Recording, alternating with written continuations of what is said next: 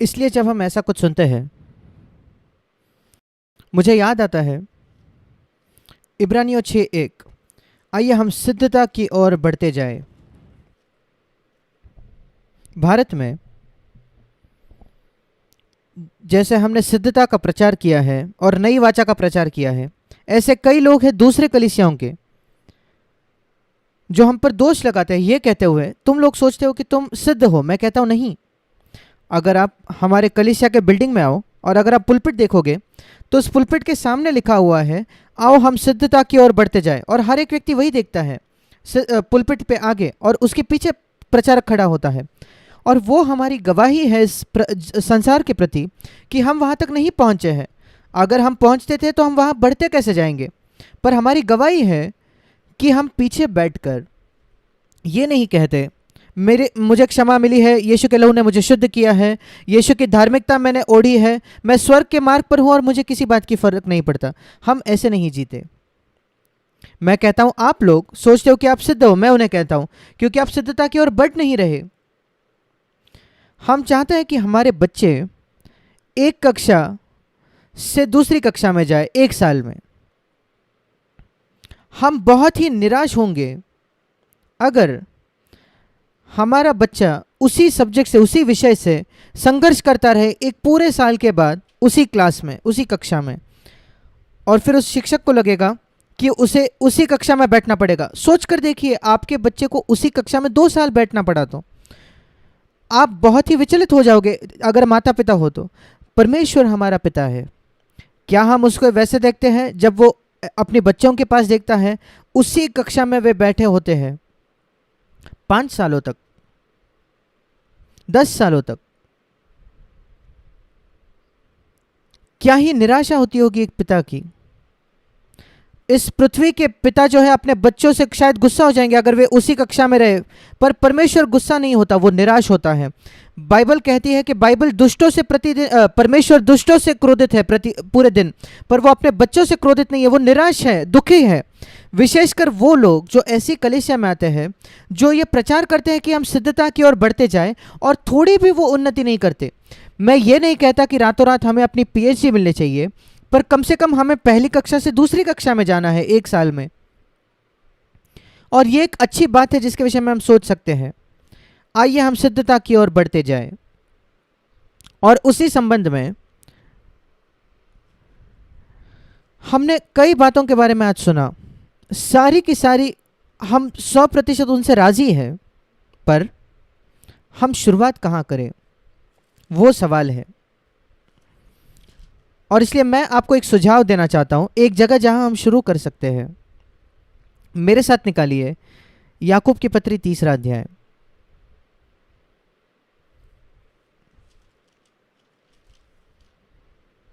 जब हमने सुना, जो हमने आज सुना भाई बॉबी से अभी अभी, हमें यह मानना पड़ेगा कि हम सब कई जगह, कई तलों से गिर चुके हैं, एक जगह में नहीं।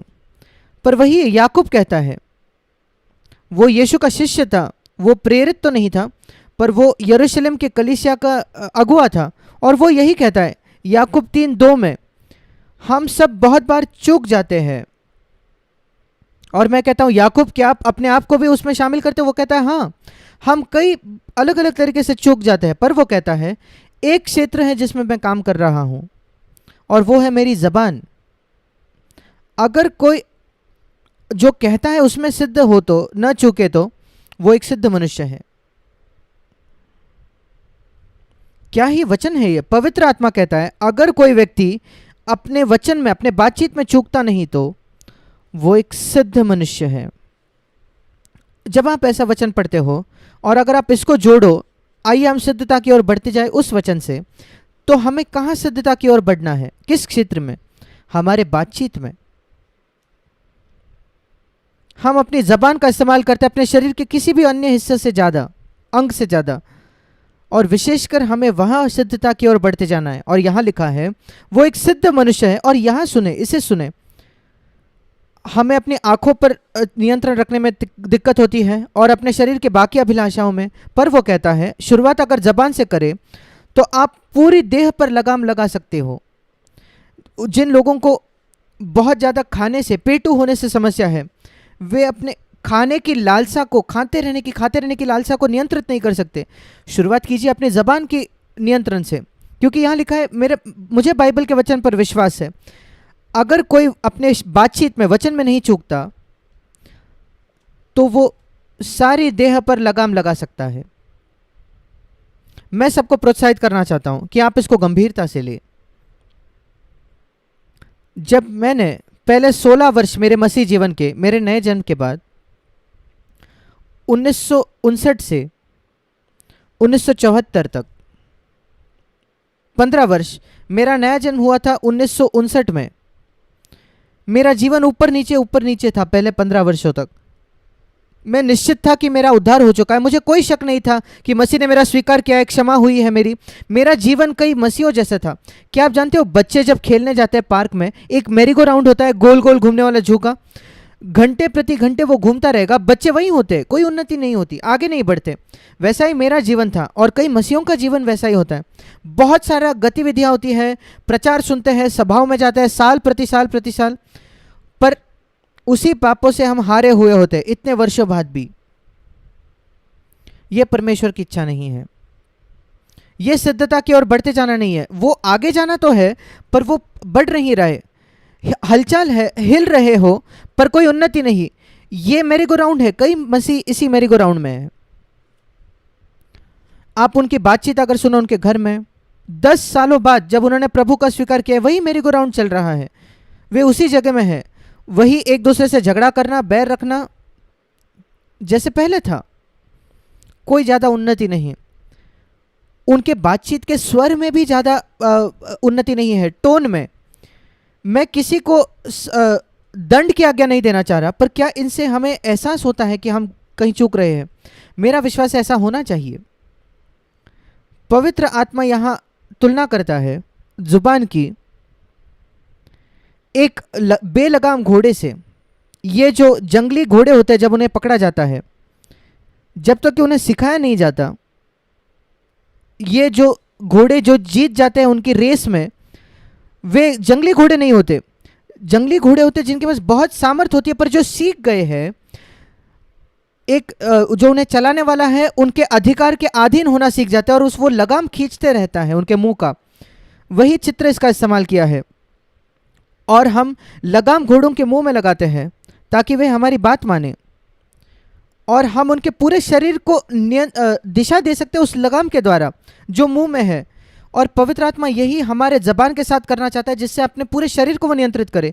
और दूसरा चित्र वो इस्तेमाल करता है, एक जहाज जिसके अंदर एक पतवार होती है। मैं कई वर्षों तक जहाज पर रहा हूं, और मैं जानता हूं पतवार का क्या फायदा है। आप अगर बोट में भी हो, छोटी नाव में क्यों ना हो, एक पतवार जो होती है, छोटी छोटी एक मेटल का हिस्सा होता है एक शिप के, एक जहाज के नीचे, पर उसके बिना शिप जाके टूट जाएगी, जहाज, या तो वो समुद्र में कहीं जाके डूब जाएगी। एक ही चीज़ है जो उसे बचा कर रखती है, वो है उसके पतवार।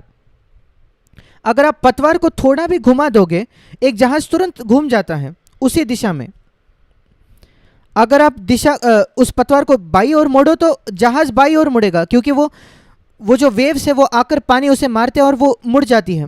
जबान वैसे ही ऐसा लिखा है, एक छोटी पतवार से वो जो मांझी होता है, जहाज चलाने वाला, वो अपनी इच्छा के अनुसार उसे घुमाता है, मोड़ता है। और वो कह रहा है, अगर आप आपके जबान को इस प्रकार नियंत्रित कर पाओ, तो आपके शरीर को नियंत्रित कर पाओगे, अपनी आंखों को। कई पुरुषों को बहुत बड़ा संघर्ष होता है इस क्षेत्र में। अपनी आंखों से शुरुआत ना करें, बाइबल बताती है अपनी जबान से शुरुआत करें। आप अपनी आंखों को नियंत्रित कर पाओगे और बाकी चीजों को भी। जबान जो है वो शरीर का छोटा हिस्सा है, बहुत ही छोटा, ज्यादातर समय दिखता भी नहीं, पर वो बड़ी बड़ी डींगे मारता है। और ये दूसरी बात है, अधिकतर जो मनुष्य होते हैं वो डींगे मारने वाले होते हैं, बढ़ाई करने वाले। कभी कभी बोलकर दिखाते हैं, वो दुष्ट तरीके बहुत बुरा दिखता है, पर कभी कभी धूर्तता से, न बोलते हुए अपने आप पर आकर्षण वो हासिल करते हैं, किसी न किसी तरीके से, एक झूठी नम्रता दिखाकर। यूहन्ना बपतिस्मा करने वाला, उसने कहा मसीह उसके जीवन में कभी बढ़ नहीं सकता था अगर वो खुद कम नहीं होता तो। यूहन्ना बपतिस्मा देने वाला ये मेरा एक बड़ा हीरो, बड़ा नायक रहा है बाइबल का। और मैंने अपने जीवन की कई बातें सेवकाई में वैसे ही करने की कोशिश की, उसके जैसे, उसके नमूने पर। क्योंकि जैसे वो एक नबी था, लोगों को तैयार करता था प्रभु के आगमन के लिए, हमें लोगों को तैयार करना है प्रभु के दूसरे आगमन के लिए। वैसे ही यूहन्ना बपतिस्मा देने वाला एक बड़ा उदाहरण है हमारे लिए। और ये जो कथन है उसका, वो बढ़े मैं घटूं ताकि वो बढ़े, वो दोनों जुड़े हुए हैं। अगर आप सचमुच चाहते हो कि मसीह आपके जीवन में बढ़े, आपके स्वभाव में, चरित्र में बढ़े, और आपकी एक जलने वाली इच्छा है इसके लिए, मैं आपको बताता हूं आपको क्या करना चाहिए। आपकी एक तीव्र इच्छा होनी चाहिए कि आप छोटे होते जाएं, कि लोग ज्यादा आपके विषय में बात ना करें। मुझे याद है मेरे जवानी के दिनों में, क्योंकि मैं एक प्रचारक हूं, अंदर से मुझे बहुत खुशी महसूस होती थी थोड़ी सी, अगर कोई मेरे वचन को वापस कहे तो, अरे भाई जैक ने ये कहा है, अगर कोई कहता मुझे खुशी होती। फिर मैंने पाया ये अपने आप को बड़ा करना है। मैंने कुछ कहा नहीं था, मेरे मन में था ये। थोड़ा मैं खुश हो जाता था, किसी ने मेरे वचन कहा है। क्या आप खुश हो जाते हो अगर कोई आपका प्रचार आगे करता है तो? नीचे जाइए भाई और कहिए, प्रभु मैं घटना चाहता हूँ, मुझे दिलचस्पी नहीं है कि लोग मेरी बातें बाहर कहें, मसीह ऊपर जाए, मसीह के प्रति वे आकर्षित हो। क्या फ़ायदा अगर वे भाई जैक की सराहना करते रहे तो? वे आत्मिक तौर पर नहीं बढ़ सकते, वो मुझे सुन सकते हैं ठीक है, पर वो मसीह के ओर खींचे जाने चाहिए, बस उतना ही। अगर वो आपकी इच्छा है, मैं आपको बताना चाहता हूँ, पवित्र आत्मा 100% आपके पीछे खड़ा होगा, क्योंकि पवित्र आत्मा वो उसी व्यवसाय में है कि वो मसीह को ऊंचा करे, आपको और मुझे नहीं। और अगर आप उस पवित्र आत्मा के दिशा में जा रहे हो, कि आप देखो, आप सोच सकते हो कितना तेज आप जाओगे, पर अगर आपकी दूसरी इच्छाएं हैं तो उद्देश्य है कि आप भी थोड़े आगे जाओ, आप भी जाने माने हो, तो 10% शायद, तो पवित्र आत्मा आपको उसी तेजी से नहीं ढकेलेगा।